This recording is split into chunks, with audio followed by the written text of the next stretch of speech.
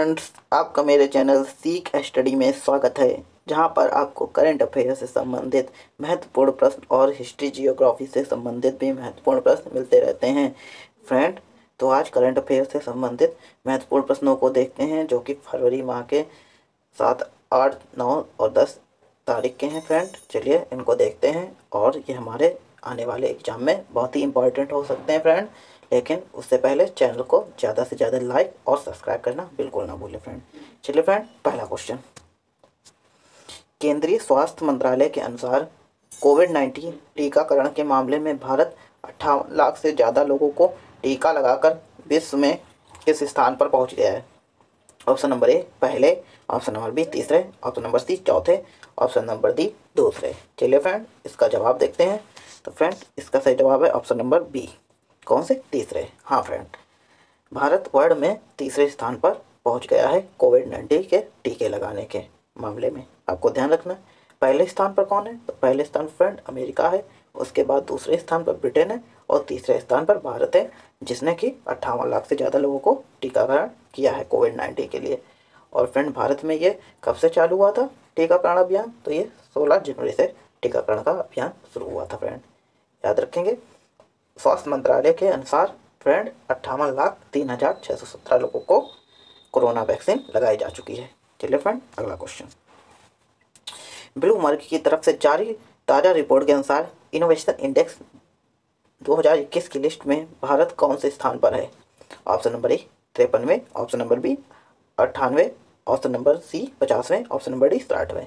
चलिए फ्रेंड, सोचिए और विचार कीजिए। चलिए फ्रेंड, इसका जवाब देखते हैं। तो इसका सही जवाब ऑप्शन नंबर सी 50वें। हाँ फ्रेंड, ब्लूमबर्ग की 2021 की रिपोर्ट, जो कि इनोवेशन के क्षेत्र से है, उस पर भारत ने 50वां स्थान गेन किया है फ्रेंड। और इससे पहले भारत फ्रेंड 2020 में 54वें स्थान पर था, लेकिन इस बार भारत ने 4 स्थानों की बढ़त प्राप्त की है और उसे 50वां स्थान मिला है। और फ्रेंड, टॉप पर कौन रहा है? तो टॉप पर कोरिया रहा है फ्रेंड, दक्षिण कोरिया, आपको ध्यान रखना है। और जर्मनी चौथे पर रहा है, और United States of America top 10 में जगह नहीं बना पाया है फ्रेंड, आपको ध्यान रखना है। भारत कौन से स्थान पे?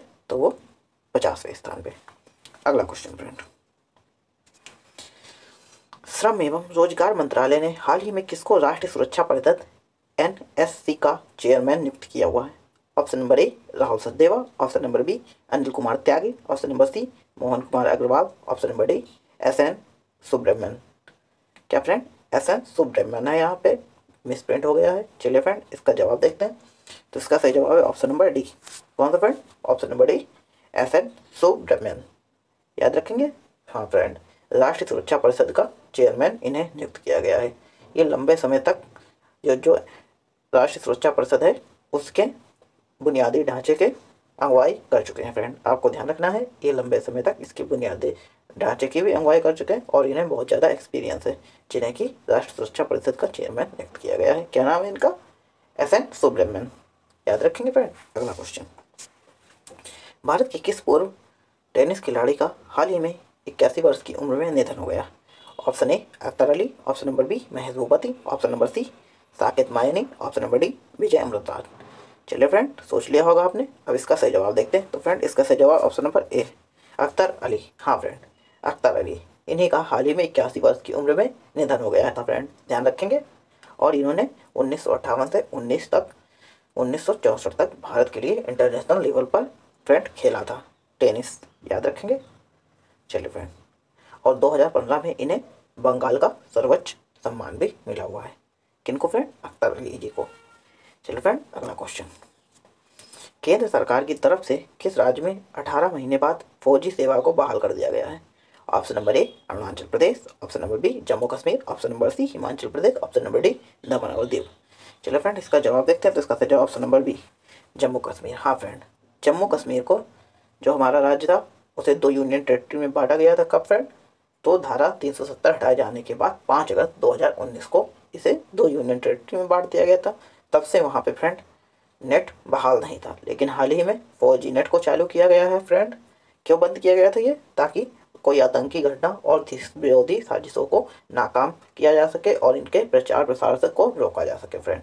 इसलिए वहाँ पर जानते ही हैं जम्मू कश्मीर में टेररिस्ट पहले था बहुत ज़्यादा, तो इसी को देखते हुए केंद्र सरकार ने जम्मू कश्मीर में इंटरनेट को बैन कर दिया था फ्रेंड। चलिए फ्रेंड अगला क्वेश्चन।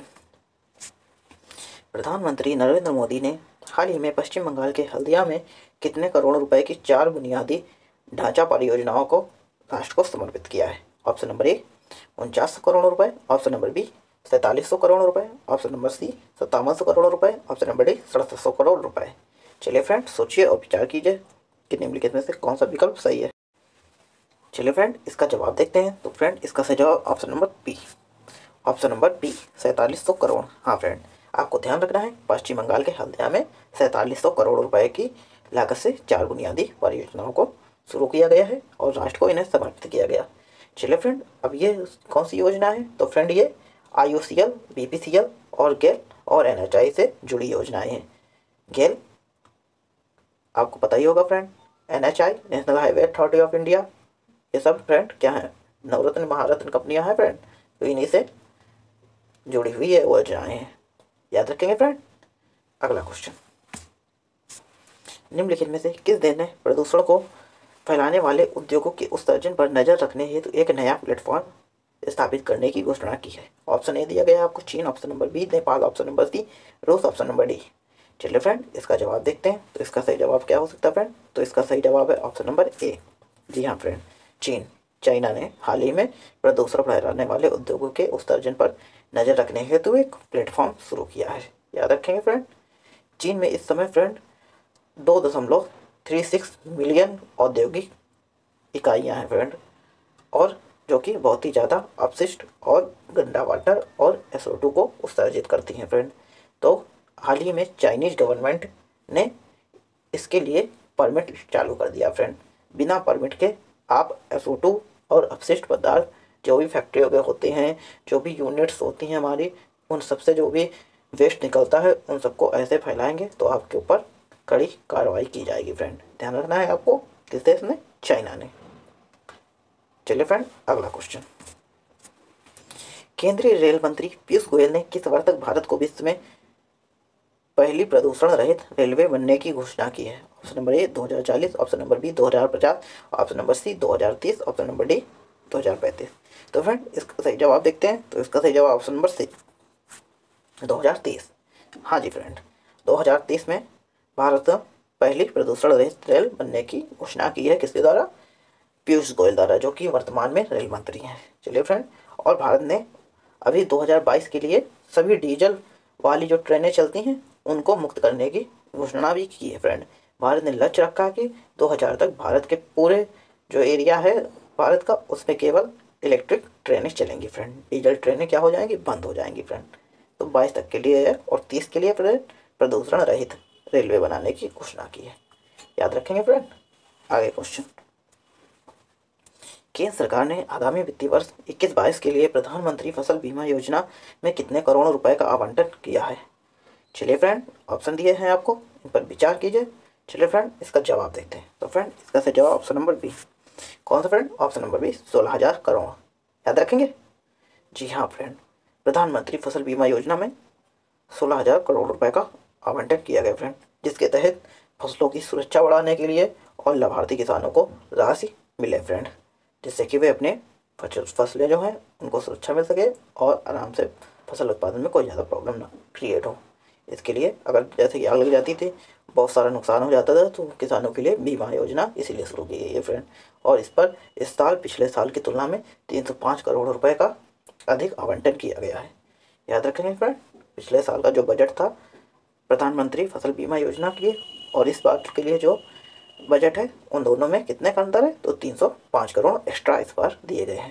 याद रखेंगे। अगला क्वेश्चन, केंद्र सरकार ने अन्य पिछड़ा वर्ग OBC के उप श्रेणीकरण पर रिपोर्ट प्रस्तुत करने हेतु रोहिणी आयोग के कार्यकाल को कितने तारीख तक बढ़ाया है? चलिए फ्रेंड सोचिए और विचार कीजिए। तो फ्रेंड इसका सही जवाब है ऑप्शन नंबर सी 31 जुलाई 2021।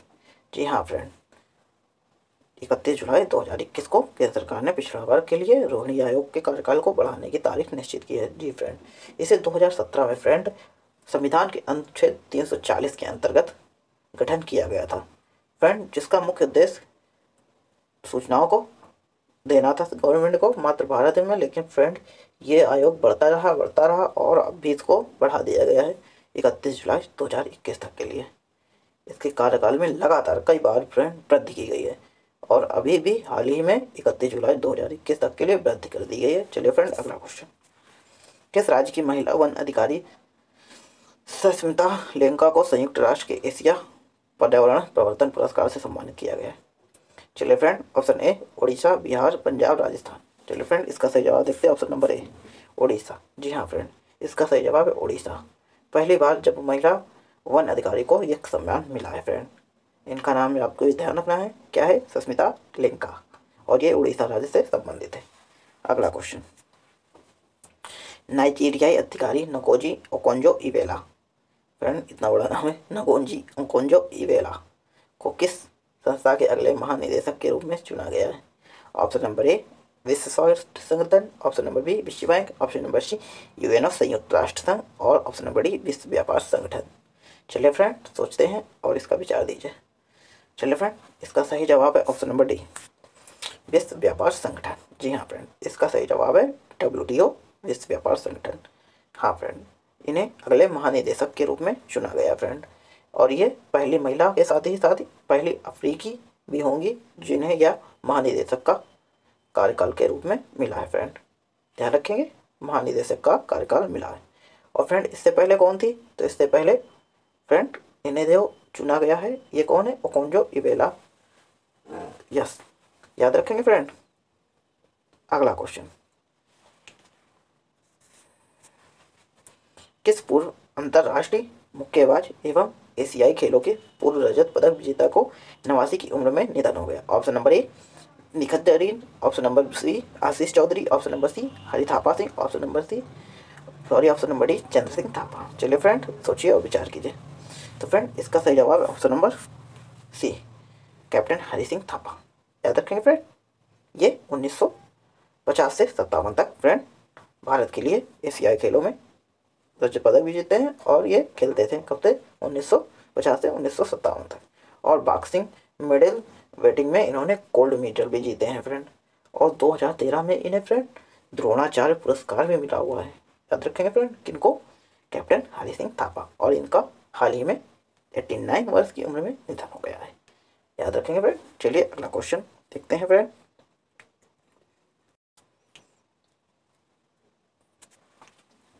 हाल ही में भारतीय रिजर्व बैंक RBI ने कोविड महामारी के प्रभाव के कारण वार्षिक सकल घरेलू उत्पाद अर्थात GDP वृद्धि दर 2021-22 में कितने प्रतिशत रहने का अंदाजा लगाया है friend? Option number A 11.5, option number B 10.5, option number C 9.5, option number D 7.5%। चलिए फ्रेंड सोचिए। तो फ्रेंड इसका जवाब देखते हैं। तो इसका सही जवाब है ऑप्शन नंबर बी। जी फ्रेंड, ऑप्शन नंबर बी 10.5% का RBI ने अनुमान लगाया फ्रेंड। भारतीय अर्थव्यवस्था 2020 में बहुत ही निगेटिव जो हो गई थी, बहुत ही ज़्यादा ऋणात्मक चली गई थी। क्यों फ्रेंड? क्योंकि सब लॉकडाउन की वजह से सारे उद्योग धंधे ठप हो गए थे, लोगों के पास रोजगार नहीं थे, प्रोडक्शन हो नहीं रहा था, तो GDP ग्रोथ कैसे पॉजिटिव होती है? और वर्ल्ड की GDP ग्रोथ निगेटिव चली गई थी जब चाइना की चली गई थी, USA की, और अपने इंडिया देश की भी GDP माइनस में चली गई थी। याद रखेंगे फ्रेंड। लेकिन 2021-22 में ग्लोबल इकोनॉमी में सुधार होने का अनुमान है।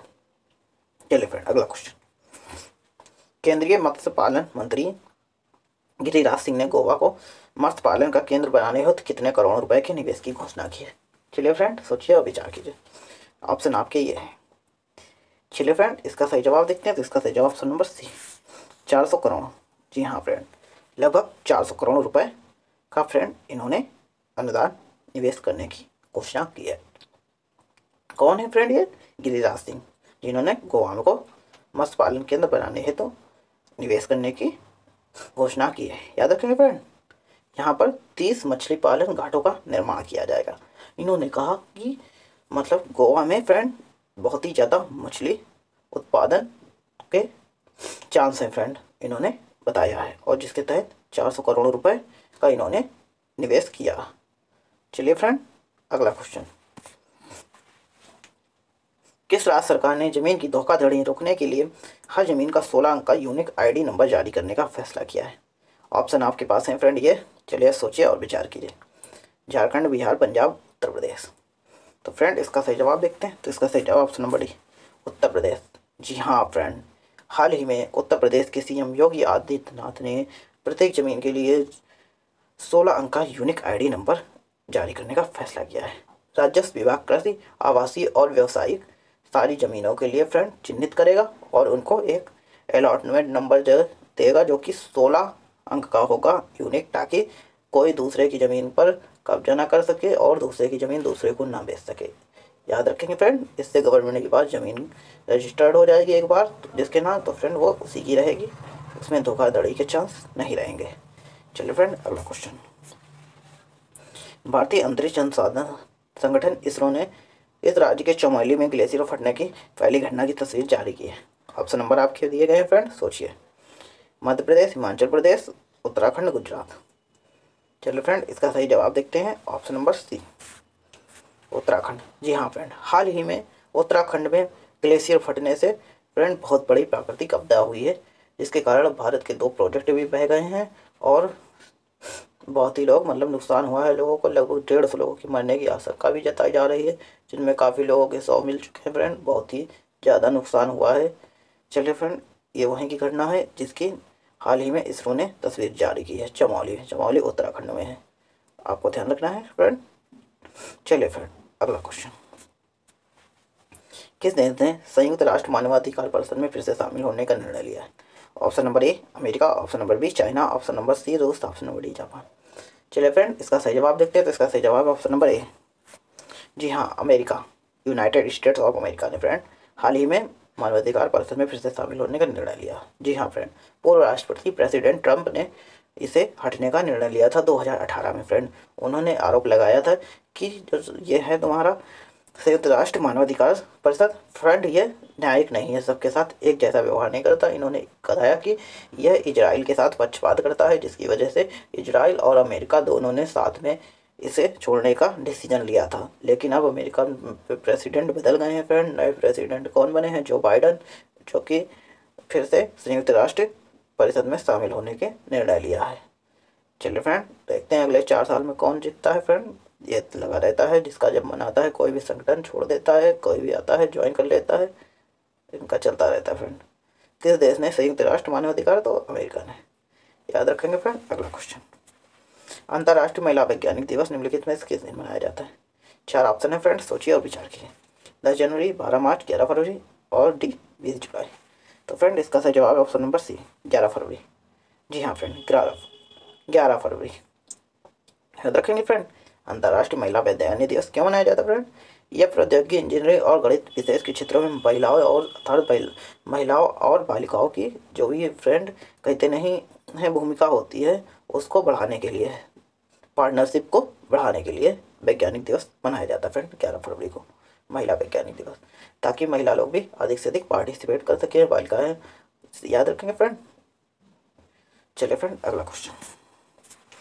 रॉयल चैलेंजर बेंगलोर ने आईपीएल के आगामी सत्र के लिए किस पूर्व भारतीय बल्लेबाज को बैटिंग सलाहकार नियुक्त किया? Option number 1 Gautam Gambhir, option number B Ajay Jadeja, option number C Mohammad Azharuddin, option number D Sanjay Bangar. चलिए फ्रेंड विचार कीजिए। तो फ्रेंड इसका सही जवाब ऑप्शन नंबर डी। कौन सा friend? Option number D Sanjay Bangar. जी हाँ फ्रेंड, संजय बांगड़ को हाल ही में आरसीबी जैसे कि रॉयल चैलेंज बेंगलोर विराट कोहली की कप्तानी वाली फ्रेंड ने फ्रेंड क्या बनाया है? बल्लेबाज सलाहकार नियुक्त किया हुआ है। याद रखेंगे फ्रेंड। और ये आरसीबी का कौन सा सत्र होगा? 14वां सत्र होगा फ्रेंड, याद रखना है आपको। और ये जो संजय बांगड़े, ये 2001 से 2004 के बीच इंडिया के लिए इन्होंने खेला हुआ है फ्रेंड, भारतीय टीम। याद रखेंगे फ्रेंड। और इन्होंने 12 टेस्ट खेले हैं और इन्होंने लगभग 470 रन बनाए हैं जिसमें से, और 15 ओडीआई भी खेले हैं। और ये 48 वर्ष के इस समय है फ्रेंड, याद रखेंगे। चलिए फ्रेंड अगला क्वेश्चन। और फ्रेंड इनके बारे में और बात करें तो ये 2014 से 2019 के लिए भारतीय क्रिकेट टीम जो की है उसके बैटिंग सलाहकार यानी कि बैटिंग कोच भी रह चुके हैं। चलिए फ्रेंड अगला क्वेश्चन। तो फ्रेंड आपको ये वीडियो कैसे लगा कमेंट करके जरूर बताएं। वीडियो अच्छा लगा हो तो फ्रेंड चैनल को ज़्यादा से ज़्यादा लाइक और सब्सक्राइब करना बिल्कुल ना भूलें। याद रखेंगे फ्रेंड। तो मिलते हैं नेक्स्ट वीडियो में।